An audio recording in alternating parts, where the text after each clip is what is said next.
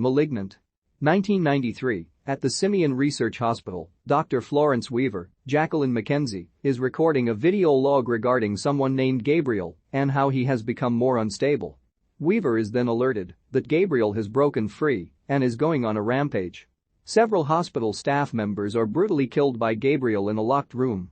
When Weaver and her colleagues are able to enter, they find the corpses of the staff and then manage to grab and detain Gabriel. We see a pair of child's legs, but when Weaver addresses Gabriel, a glimpse is shown of a grotesque creature screeching at everyone. Gabriel also causes the lights to flicker and uses a radio to project his thoughts. Weaver then declares, "It's time to cut out the cancer." In the present day, Madison Michole, Annabelle Wallis, is on her fourth pregnancy after suffering 3 previous miscarriages. She lives in Seattle with her husband Derek, Jake Abel, who is abusive and useless. Derek blames Madison for the loss of the babies, and during a heated argument, he throws her so hard against a wall that he cracks her head open and leaves a huge hole in the wall. Derek quickly tries to apologize, but Madison locks herself in her bedroom. Later that night, Madison sleeps while Derek hears a noise in the living room. He finds a shadowy figure appearing to watch TV, but when he turns on the lights, nobody is there anymore. Derek is stalked by the figure until it appears to stab him and then mangle his body. Madison goes downstairs to see what is going on, and she finds Derek's body. The dark figure then appears to chase Madison through the house until she gets knocked unconscious. Paramedics and authorities come upon the Michole house and take Madison to the hospital. She is met by her sister, Sydney Lake, Maddie Hasson, who tells her that she was attacked, Derek is dead, and what's worse is that she has lost her baby again. Madison wails in agony. Madison's room is later visited by Detective Kekoa Shaw, George Young, who speaks to Sydney. She tells Shaw that Derek kept her away from Madison, so she never knew how abusive he was to her, or that Madison suffered previous miscarriages. Shaw's partner Detective Regina Moss, Michole Briana White, suspects that Madison killed Derek herself for all the abuse. 2 weeks later, Madison returns home and tries to get her life back to normal. She hears noises and sees what looks like a shadowy figure outside on the street from her window. When Sydney comes to visit later, Madison tells her something that she never knew. Before Sydney was born, Madison was adopted by Mr. and Mrs. Lake when she was about 9 years old. An unnamed woman, Jean Louisa Kelly, is acting as a tour guide for a group of people checking an underground exhibit. When the group leaves, the woman is left alone and is stalked by the figure. He attacks her and later brings her to an attic where he keeps her tied up. At night, Dr. Weaver is in her home where she feels an unnatural presence. Meanwhile, Madison tries to do laundry, but she is startled when she sees what looks like Weaver yelling at her asking why she is in her house. Madison then sees the figure approaching Weaver.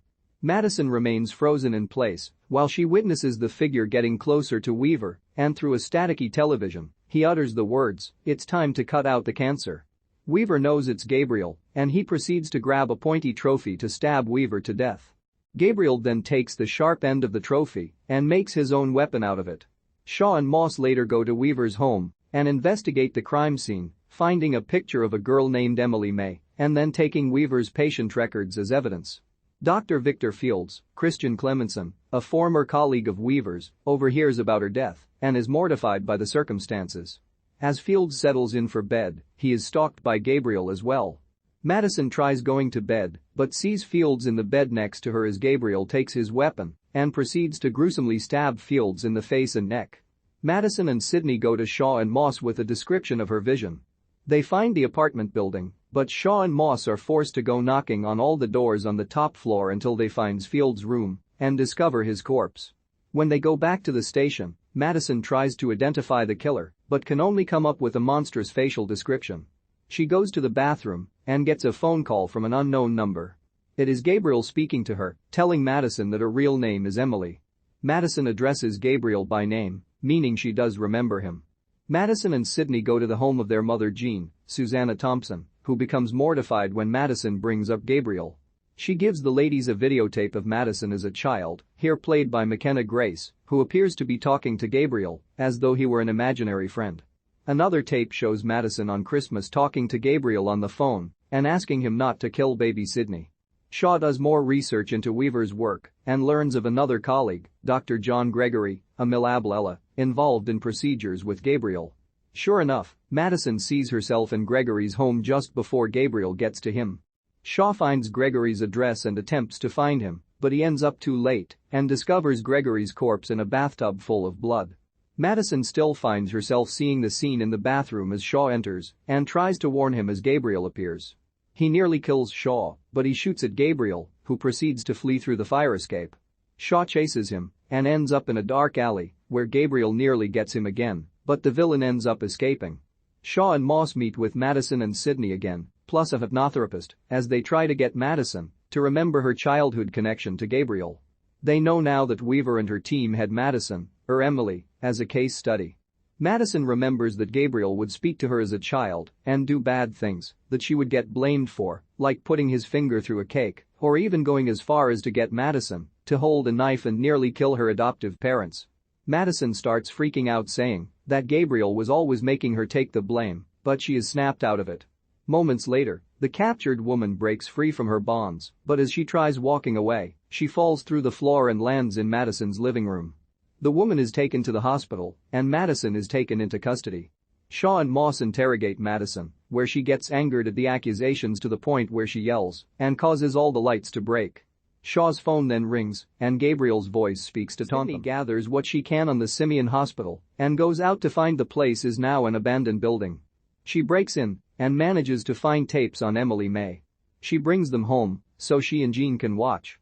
They learn that Madison's biological mother, Serena May, Madison Wolfe, had given up her children to the hospital because she was 15 and they were the product of rape, which Jean didn't know about since the hospital told her that Madison's mother died. They see Weaver doing a test with Madison as she says that Gabriel speaks to her, and the camera pans over to reveal the truth. Gabriel is a formerly conjoined parasitic twin akin to a teratoma tumor in the back of Madison's head. Weaver and her team surgically removed Gabriel from her body, but fearing that they might accidentally kill Madison, they took out only as much as they could, while the rest of Gabriel remained dormant in her head.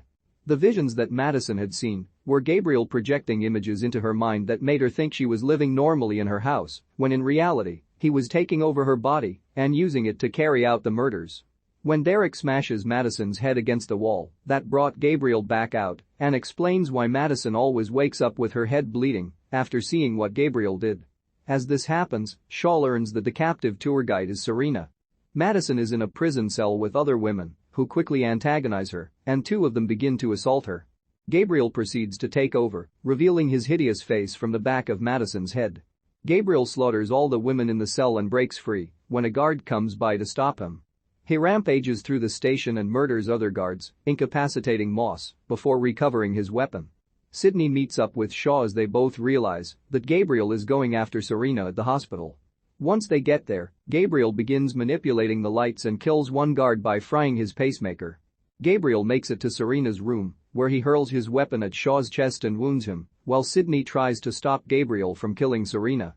He hurls a hospital bed at her and appears to crush her as she tries telling Madison that Gabriel was responsible for her miscarriages as he was feeding off the fetuses to regain power. Gabriel shoots Sydney in the head before going after Serena. She apologizes to Gabriel for giving him up, but he is unmoved and still kills her, saying that it's her fault, that he's a monster. Then Madison's voice calls out saying that Gabriel was always a monster. It turns out that she has now learned his mind manipulation skills and forced Gabriel to see what she wants, meaning he didn't kill Sydney or Serena.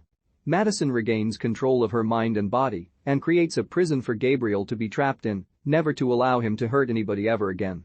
All he can do is scream in futility from behind bars. Madison helps take the bed off Sydney, and she embraces her, saying that she has always been her true sister.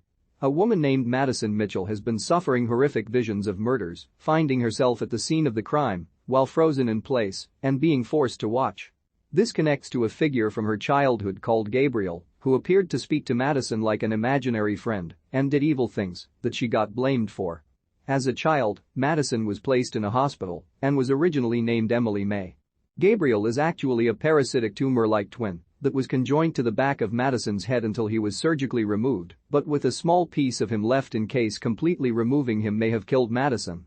After Madison's abusive husband Derek smashed her head against a wall, it woke Gabriel up, and he kills Derek plus the doctors involved in removing him from Madison's body.